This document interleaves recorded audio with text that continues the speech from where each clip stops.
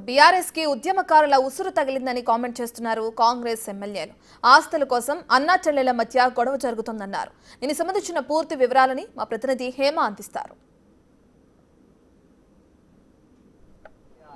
Yes present అయితే కవిత comments Telangana రాజకీయాల్లో hot topic గా మారాయని చెప్పుకోవచ్చు. ప్రెజెంట్ మనతో పాటు ఇదే అంశంపై మాట్లాడడానికి కాంగ్రెస్ ఎమ్మెల్యే జేమర్ ఉన్నారు. ప్రధానంగా కవిత కామెంట్స్ ని ఎట్లా చూస్తారు?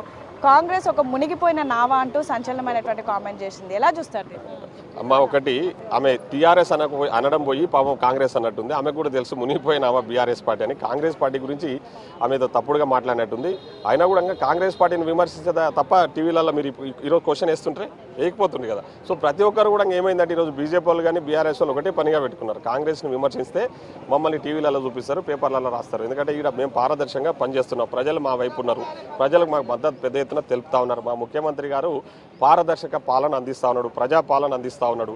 సో అవి తట్టుకోలేక ఈరోజు ఎవరికి వాళ్ళు వాళ్ళ కుటుంబ కళలు వాళ్ళ ఆస్తి తగాదాలను తీసుకొచ్చి మాకు రుద్దే ప్రయత్నం చేస్తూ ఉన్నారు. నేను ఈరోజు కవిత గారికి ఒకటే చెప్తా ఉన్నా, తల్లి మీ ఆస్తి తగాదాలు ఉంటే మీరు కొట్టుకోండి, కానీ మమ్మల్ని తీసుకొచ్చేసి కాంగ్రెస్ పార్టీ మునిగిపోయినావా, కాంగ్రెస్ పార్టీ అది ఇది అని చెప్పి మీరు మాట్లాడడం కరెక్ట్ కాదు, దాన్ని సరి చేసుకోండి అని చెప్తాను. గతంలో మీరు మీ నాయకులు కూడా చెప్పారు బీఆర్ఎస్ బీజేపీ ఒకటే అని. అయితే కవిత కూడా జైల్లో ఉన్నటువంటి సమయంలో బీఆర్ఎస్ బీజేపీలో విలీనం చేసే ప్రయత్నం చేశారు, తానే అడ్డుకున్నానని చెప్పారు. దీన్ని ఎట్లా చూస్తారు? అది వాస్తవమే కదా. మేము ఆ రోజు కూడా చెప్పినాం, ఈ రోజు కూడా అదే చెప్తా. ఈరోజు కవిత గారు చెప్పినది మేము ఈ రోజు చెప్పింది కాదు, ఎప్పుడో చెప్పినాం.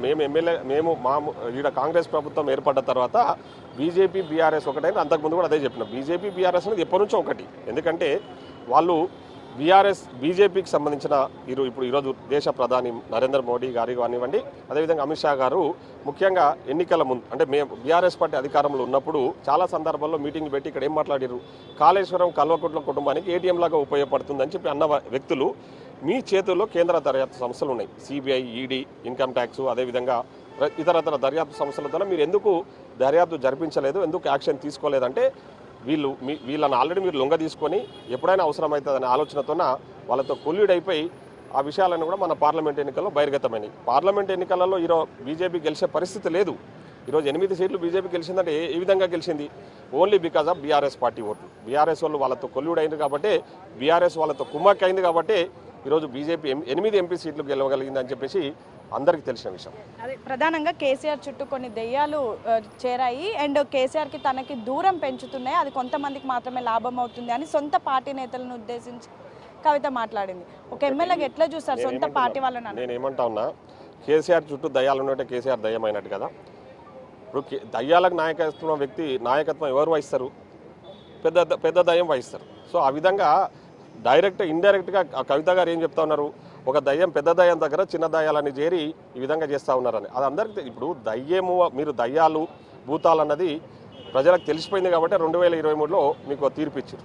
మీరు చేసిన దోపిడీ ఇంత అంత కాదు, అధికారాన్ని అడ్డం పెట్టుకొని మొత్తం కొరివి దయ్యాలాక ఈ రాష్ట్ర ప్రజలను పీల్చి పిప్పి చేసి రాష్ట్ర ఆర్థిక వ్యవస్థను చిన్నభిన్నం చేసిన వ్యక్తులు కాబట్టి ఆమె కరెక్టే దయ్యాలని చెప్పింది. దయ్యాలు ఎవరు? ఇప్పుడు వాళ్ళ చుట్టూన్న దయ్యాలు ఎవరు? కవిత చెప్పాలి, కేటీఆర్ గారు చెప్పాలి, హరీష్ రావు గారు. ఇప్పుడు నాకు తెలిసి ఎవరుంటారు దయ్యాలంటే?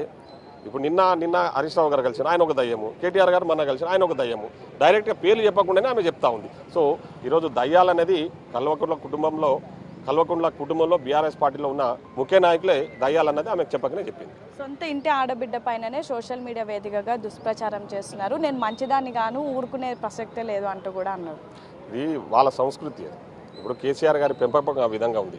కేసీఆర్ గారు ఆ రోజే వాళ్ళని వారించి మీరు ఇట్లా అవినీతికి పాల్పడకండి, అధికారం మనకు అప్పచెప్పినప్పుడు తెలంగాణ ఒక ఆకాంక్ష కోసం ఏర్పడ్డది, ఆకాంక్షలు నెరవేర్చే విధంగా మనం పాలన అందించాలి తప్ప అధికారం ఉంది కదా అని చెప్పేసి అడ్డగోలుగా దోచుకుంటే ఇట్లాంటివే వస్తాయి. పిల్లలను వారించలేక ఆ రోజు పిల్లలను కంట్రోల్ చేయలేరు కాబట్టి పిల్లలు ఎవరంతకు వాళ్ళు ఈరోజు ఈ విధంగా విచ్చలవిడిగా మాట్లాడుతూ ఉన్నారు. ఎందుకంటే ఆస్తులు ఆ విధంగా అడ్డగోలుగా సంపాదించుకున్నారు కాబట్టి ఎవరికైనా ఆస్తుల పంపకాలలో తేడా వచ్చినప్పుడు తప్పదు, ఎవరిని సొంత అన్నం చూడరు, సొంత చెల్లెని చూడరు. అదే ఈరోజు ప్రజల మీద రెత్తుతున్నారు. సో ఫైనల్గా కవిత కొంతమంది ఎమ్మెల్యేలతో కాంగ్రెస్ పార్టీలో చేరబోతోంది, మంత్రి కాబోతోంది అని పెద్ద ఎత్తున వార్తలు వినిపిస్తున్నాయి. If she want to come party, మీరు వెల్కమ్ చేస్తారా?